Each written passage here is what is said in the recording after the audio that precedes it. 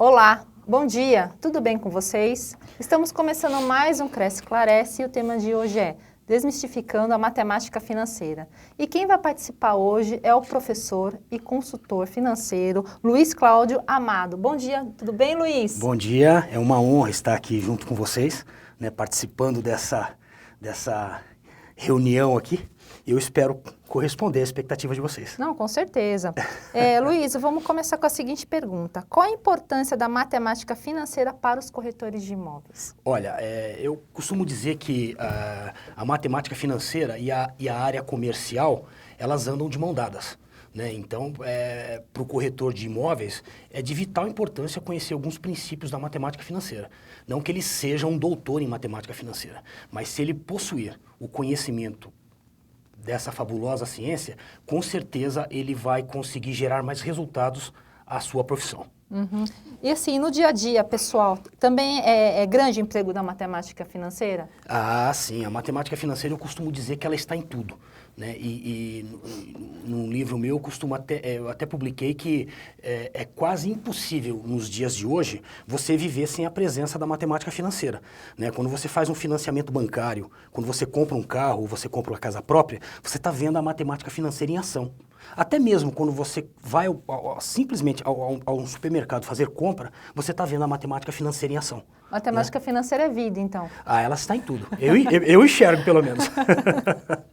E quando se fala em financiamento imobiliário, qual a diferença? Explica para nós o que é juros simples e juros compostos. Ó, essa é uma pergunta Dá uma aulinha aí para nós. É o seguinte, essa pergunta é uma pergunta muito clássica para os estudiosos da matemática financeira, né? O que acontece? Quando você trabalha com o juros simples, o cálculo ele é linear. Né? Você simplesmente pega o capital e multiplica pelo percentual de interesse, né? E você tem a resposta. Tá. Né? Já quando você trabalha com juros compostos, você está vendo a exponenciação. Né? É aquilo que é chamado de juros sobre juros. Entendeu? Entendi. Então, juros simples, cálculo linear. Tá. Juros compostos... É juros sobre juros. Isso, juros sobre juros, e acontece a exponenciação. Né? E é importante o corretor estar por dentro disso. Né? Eu acho que isso é fundamental para o corretor de imóveis. E levando em conta o mercado imobiliário, quais são os conceitos de matemática financeira mais usados pelo corretor de imóveis? Olha, respondendo essa pergunta anterior tua, né? Eu acho que os juros compostos, né, a exponenciação é aquilo que mais chega para o corretor de imóveis. Né? Porque quando você vai fazer o financiamento de um imóvel, né, o corretor ele já pega esse valor financiado e já faz o cálculo para você. Eu vou financiar 200 mil, né? Ele já põe isso no tempo, e incorpora a taxa de juros e ele já tem o valor da parcela ou o valor futuro dessa condição, entendeu? Então, é primordial que o corretor de imóveis saiba calcular os juros compostos. Porque ele tem que passar isso de maneira correta ao cliente dele, né? Ah, exatamente. Isso eu costumo dizer que quando nós falamos de maneira muito superficial é uma coisa, né? Mas quando está havendo a cumplicidade entre corretor e cliente, né, a coisa tem que ser passada com muita cautela, porque nem todo cliente está familiarizado com conceitos da matemática financeira. E, Luiz, fala para mim uma coisa, o corretor que tem dificuldade em entender essa parte de juros simples e compostos, que caminho que você oferece a ele, para ele poder se informar? Porque é importante ele estar bem informado, isso é o básico, né, na negociação. Sim, é o básico numa negociação, porque às vezes o cliente, ele pede para você um prognóstico. Se eu te der isso e financiar isso, quanto que vai dar a minha prestação? Né? Esse praticamente seria o básico de início de uma negociação com corretores de imóveis. Né? Existem programas de capacitação nesse sentido. Eu mesmo tenho alguns programas nesse sentido, né? que podem ajudar o corretor a vislumbrar e a enxergar um pouco mais. Depois, no final do programa, você passa para nós o seu e-mail de contato, tá? Para o corretor depois entrar em contato com você, se ele quiser se aprimorar, saber mais sobre esse assunto, né? Porque é um assunto realmente de extrema importância. Sim. E o que significa a expressão taxa nominal? Explica para nós. Olha, isso é uma condição que ela sempre aparece num contrato de compra e venda. Né? Quando você faz um contrato, você vê lá a expressão taxa nominal e você vê logo em seguida a taxa efetiva. Né? Explica para mim, eu não sei. Taxa nominal e taxa efetiva. A taxa nominal é a taxa aparente que remunera o capital. Que você obtém essa taxa logo de início no teu contrato. Né? Mas você sabe que num contrato, vamos tomar, como nós estamos no Cresce, vamos tomar como base financiamentos imobiliários. Tá. Né? Quando você trabalha com financiamento imobiliário, existem outros percentuais que são incorporados ao financiamento. Tá. Né? Você tem aquele seguro, o MIP, né? Morte e invalidez permanente. Tá. Você tem aquele FGRAB, né? Que é o Fundo Garantidor da Habitação. Né? Desculpa te interromper. A taxa nominal é aquela taxa inicial. Isso, a taxa inicial que lhe é demonstrada em qualquer contrato que você faz. Né? E o que acontece? Essas taxas que vão sendo incorporadas ao seu contrato ao longo do contrato, né, elas acabam impactando a taxa nominal e ela se transforma em efetiva no final das contas, no final do contrato. Entendeu? Então, quando é uma pergunta que inclusive mexe com muitas... mas você está me fazendo um financiamento, eu estou te pagando 11% ao mês, né? 11% ao ano, e você está me mostrando aqui que o contrato está dando 17%. Né? Que negócio que é esse? Por que acontece isso? Né? Então, é necessário que se saiba explicar para o cliente, né, de um corretor, essa diferenciação. Né? Que existem outros percentuais que acabam impactando a taxa inicial, que é a taxa nominal, né? E ela se torna uma taxa efetiva no final, né, quando o contrato todo está fechado, entendeu? Então, o que vale na negociação é a taxa efetiva? O contrato, na verdade, vai ser regido pela taxa efetiva, né? Você recebe a taxa nominal inicialmente, mas ela é modificada. Ela é modificada ao longo do contrato. Né? Vamos estabelecer que o contrato ele tem começo, meio e fim. Né? Então, você entrou, fez um financiamento, né? É passado para você a taxa nominal e essa taxa ela é influenciada por outras taxas. Né? Para grosso modo, para a gente poder entender. Né? E ela acaba sendo modificada ao longo do processo. Uhum. E qual a diferença entre capital e montante? Olha, capital é o valor que você tem inicialmente, assim, entendeu? Um capital qualquer, é um valor qualquer. Né? O capital ele se transforma em montante quando ele recebe juros. Né? Você tem um valor, você comprou um carro por 10 mil reais, só que você parcelou em 48 vezes a uma determinada taxa. No final do processo você vai ver que esse valor que você está pagando de 10 mil, ele acresceu. Entendeu? Esse valor inicial que você levou a financiamento, ele foi acrescido de juros. É um montante. Isso, e ele se transforma em montante. Quando ele recebe juros e tempo, ele se transforma em montante. É o que geralmente é que a gente paga, é um montante. Exatamente, nós pagamos o montante. Você não... Boa pergunta, né? Você paga o montante, exatamente. Sempre. Sempre. Luiz, chegou uma pergunta aqui. O Wellington Andrade, ele mandou via YouTube. E aí ele quer saber o seguinte: e como o corretor deve se preparar para conhecer esta matemática financeira? Olha... Aí está finalizando assim, porque não dá para aprender do dia para a noite, né? É verdade. Exatamente. No meu programa de matemática financeira, eu costumo dizer que não tem a pessoa que não consiga aprender matemática financeira. Né? Todos são capazes de aprender e eu te digo mais ainda, vou mais além. Eu posso te ensinar matemática financeira e te ensino a usar a HP 12C. E você vai aprender. Para mim isso é um monstro. Pequena notável, entendeu? Mas ajuda muito, é uma excelente ferramenta de trabalho. Não. E eu com certeza de dúvida, eu posso te dizer, todos podem aprender. Todos. Você tem certeza disso? Tenho absoluta. Absoluta. Tá, depois você passa umas dicas pra gente, assim, no final do programa, né, para o corretor ficar mais atento, porque realmente do dia para a noite não dá para aprender matemática financeira. Mas tem algumas dicas que você pode passar pra gente. Sim, posso sim, exatamente. Você não aprende do dia para a noite, mas eu garanto que com algumas aulas minhas, você aprende a usar, você aprende transitar pela matemática financeira e você vai aprender a usar a calculadora HP 12C também. E assim, uma diquinha para quem não entende nada de matemática financeira, o que você auxilia para essas pessoas? Olha, eu vejo a coisa da seguinte forma.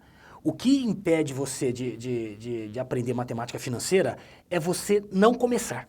Uhum. Como para tudo. Porque a partir do momento que você começar a interagir, mesmo que seja uma quantidade bem pequena por dia, ou pelo teu momento de estudo, você cada vez mais vai sentir a necessidade de ir adiante. Entendeu? Então você tem capacidade de aprender. Ponha isso na sua cabeça. Tá bom, Luiz. Quando falamos em amortização de financiamento, Temos o sistema Price e o sistema SAC, e a tabela SAC, desculpa. Em termos de cálculos, qual a diferença entre os dois? E você tinha conversado comigo anteriormente que tem um misto também. Isso, exatamente. Explica pra gente com detalhes sobre a tabela Price, o sistema Price, tabela SAC. Exatamente. No Brasil é muito usado o sistema SAC e o sistema Price. Mas, independente disso, eu sou admirador de outros dois sistemas de amortização, né, que é o sistema misto de amortização, que ele faz uma média entre o Price e o SAC e te dá uma média desses dois sistemas, né? Essa é basicamente a síntese do cálculo do sistema misto de amortização. Já o sistema americano, que eu também sou bastante apreciador desse modelo, o que acontece? Durante todo o financiamento, você só vai pagar os juros. Né? E no final, quando você for pagar a última prestação, o último pagamento de juros, você paga o principal contratado. Né? Então você fez um financiamento por 30 anos. Esse é o misto que você Não, esse aqui é o americano. Americano. O americano, o que você vai fazer? Você vai pagar somente os juros durante 30 anos do teu financiamento. Né? E quando você for pagar essa última prestação dos juros, você pega o principal contratado e paga junto com os juros e acaba o financiamento. E o misto, como é que funciona? Então, o misto é assim, ó, você tem o sistema SAC e você tem o Price. Né? Você soma os dois e através de uma aritmética simples, você divide essas duas prestações por 2 e você tem a média dos dois sistemas. Mas, na sua opinião, qual que é o mais vantajoso? Olha, rapaz... Eu quero uma opinião sincera. Sincera, assim. Olha, eu costumo dizer o seguinte, que o sistema que é mais interessante é aquele que se adequa ao seu bolso. Seu bolso. Entendeu? Esse é o sistema mais interessante, porque não adianta eu opinar um ou outro que me convém, né, e ele pode não ser o interessante para você. Entendeu? Então, o sistema de amortização que é mais interessante é aquele que cabe no bolso de cada um, né? Aquele que se adequa às suas necessidades. Esse é o sistema mais interessante. Bom, aí cada um tem que ver o que exatamente. Que aí, é melhor, né? aí nessa hora a gente conta com um corretor já mais profissionalizado, mais, entendeu? Gabaritado, para ele te dar esse feedback. Com certeza. Né? Porque uma coisa que eu vejo também é o seguinte, você tem o cliente e você tem o corretor, né? E necessariamente não existe um elo de cumplicidade, de confiança entre ambos, né? E isso acaba dificultando um pouco a negociação, né? Agora, a partir do momento que você está lá numa proposta sincera de que você precisa de um imóvel e você precisa da orientação de um corretor, você deixa explicitado isso, né? E o corretor, logicamente, ele é um profissional, ele vai saber te dar o feedback necessário. Com certeza, a função do corretor é essa, exatamente. dar apoio ao cliente. Exatamente, né? exatamente. Não é só você chegar, Apoio, pegar o cliente, levar ele para ver o imóvel, né? E acabou a sua relação. Entendeu? Você levou para ver o imóvel, interessa, não interessa, né? E fica por isso mesmo, né? Luiz, depois a gente volta nesse assunto. Chegaram mais 2 perguntas aqui para você. Uma é do Léo Nascimento, via YouTube. E a calculadora HP10 é BBI? BII? Eu não sei como é que fala isso. Também é recomendada? Você conhece essa calculadora? Olha, é BII? Deixa eu te falar uma coisa. A HP12C, ela possui 4 modelos.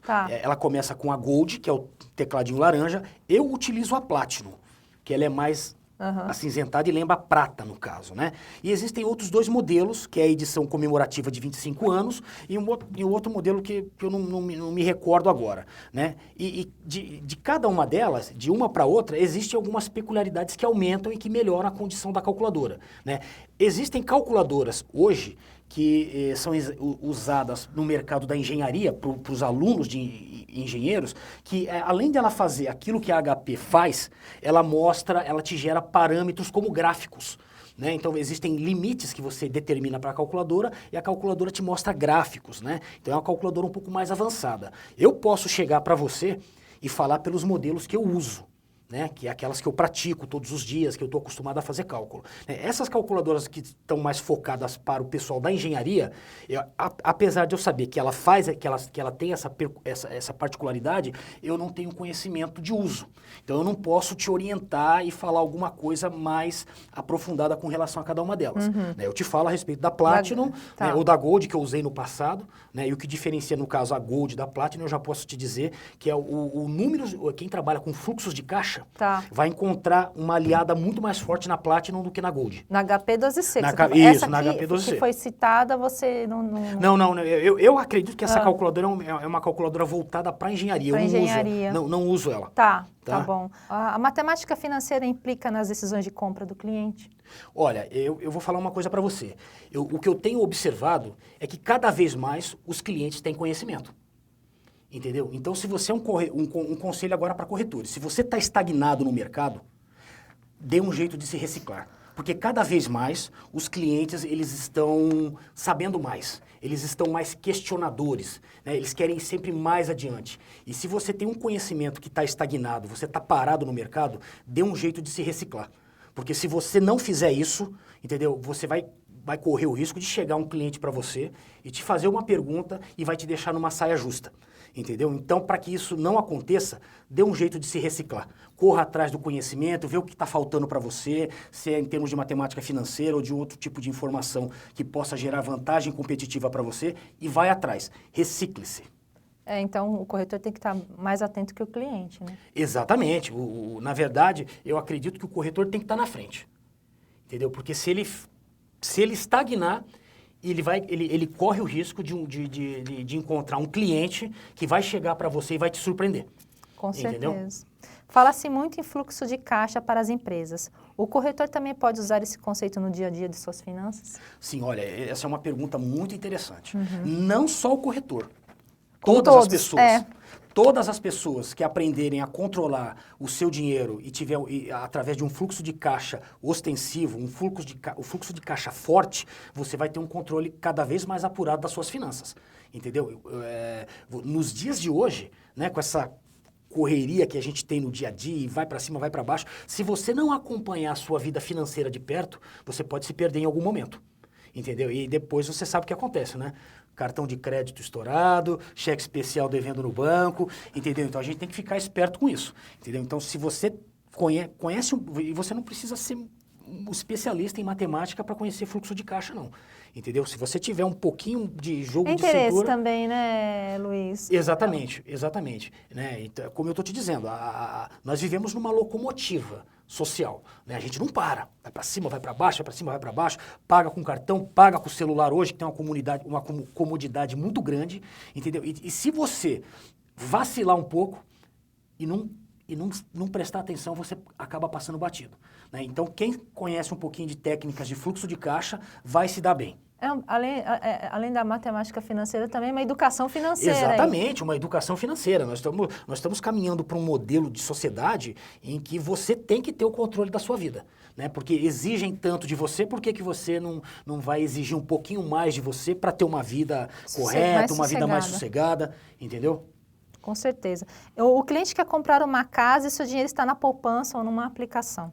Precisa optar por pagar à vista ou parcelado. Como o corretor pode orientar melhor seu cliente por meio da matemática financeira? Olha, essa é uma questão que você tem que tomar um certo cuidado quando você propõe um negócio dessa natureza, entendeu? Nós estamos falando numa relação corretor-cliente e foi criado um vínculo sincero de trabalho ali. Sim, o objetivo é esse, né? Seria esse, né? Esse, lógico. Então, porque existem pessoas que têm dificuldade de expor a sua vida financeira.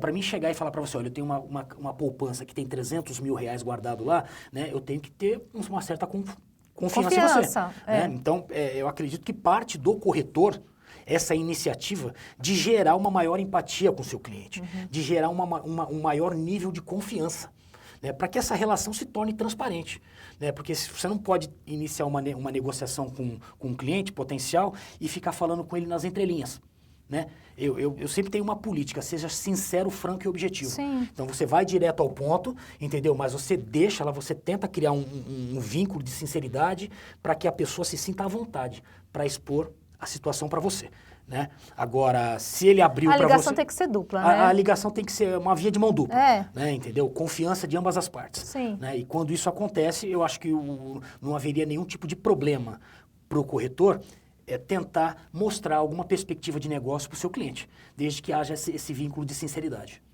E como eu calculo o saldo devedor de um financiamento? Isso é uma pergunta assim que eu recebo muito. Né? Então, por exemplo, você tem um financiamento em 36 pagamentos. Você já pagou 16. Você está devendo 20 pagamentos na linha do tempo para o futuro. Né? Então, como é que você faz para pegar esses pagamentos que estão no futuro e trazer para o valor presente? Na verdade, é isso que você vai fazer. E esse cálculo pode ser feito no HP, um cálculo rápido e simples. Né? Você pega os valores que estão vencendo no futuro e traz para o valor presente para o agora. A única coisa que você vai fazer é o seguinte, você vai descontar os juros nessa linha do tempo. Entendeu? Você pega esses valores que vão vencer no futuro, traz para o agora descontando os juros. Entendi. Entendeu? E aí você vai obter o valor presente, o valor atual dessa dívida. Entendeu? E agora eu quero saber isso, que é uma curiosidade minha, né? É mais fácil usar o Excel ou o HP12C? Olha, eu sou fã dos dois. Eu sou fã dos dois. Eu trabalho com os dois de maneira assim muito legal. Vamos colocar assim, o meu entendimento com essas duas maneiras de você exemplificar, você trabalhar e você criar através do Excel. Eu vejo a coisa da seguinte forma. Se você vai fazer um cálculo rápido, HP12C. Usa HP agora. Entendeu? Agora, se você vai fazer um cálculo que envolve muitas variáveis, entendeu? Muitas variáveis, usa o Excel. Né? Porque o que acontece? Você pegou a HP12C, você abriu, você fez um cálculo que te deu uma resposta imediata. Quando você vai fazer isso no Excel, você está vendo a tela do seu computador e você vai inserir o número de variáveis que você quer. E você está acompanhando isso ali em tempo real. Se você apagar a calculadora, você começa do zero de novo. No Excel você está vendo... Tá lá, né? Tá lá na tela para você. Tá armazenado. E tá armazenado, você tá vendo as variáveis e o que acontece? Quantas mais variáveis você for colocando no Excel, ele aceita. A HP, ela tem uma limitação. Sim. Ela é boa, ela te ajuda, ela faz cálculos fantásticos, mas ela tem uma limitação.